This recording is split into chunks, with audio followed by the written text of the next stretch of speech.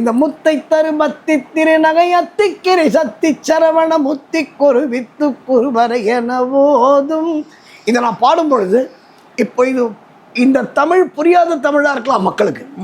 ஆனால் இன்னைக்கு முத்தை தருப்பான்னா இது திருப்புகழ், இது அருணகிரிநாதர் எழுதினதுன்னு நிறைய பேருக்கு தெரிய வந்தது. இதற்கு காரணம் சினிமாவும் ஒரு காரணமாக சொல்லப்படுது.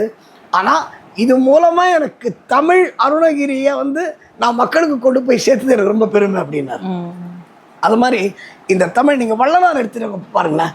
அருள் ஜோதி தெய்வம் என்னை ஆண்டு கொண்ட தெய்வம், அம்பலத்தே ஆடுகின்ற ஆனந்த தெய்வம், பொருட்சாறு மறைகள் எல்லாம் போற்றுகின்ற தெய்வம், போதாந்த தெய்வம், உயர் நாதாந்த தெய்வம். இப்போ இது எல்லாரையும் போய் சேர்ந்தது. இந்த தெய்வத்தமிழ் அப்படின்னும் போது தெய்வத்துக்கும் தமிழுக்கும் ரொம்ப நெருங்கிய சொந்தம் இருக்குமா. இல்லைன்னா தேவாரம் பாடி மாணிக்க வாசகர்லாம் சிவனை தரிசனம் பண்ணிருக்காங்க, காரைக்கால் அம்மையார் பாடி சிவனை தரிசனம் பண்ணிருக்காங்க. அதே மாதிரி அபங் பாடி நாமதேவர்லாம் பாடி போன்றவங்க தரிசனம் பண்ணிருக்காங்க. அது வேற விஷயம்.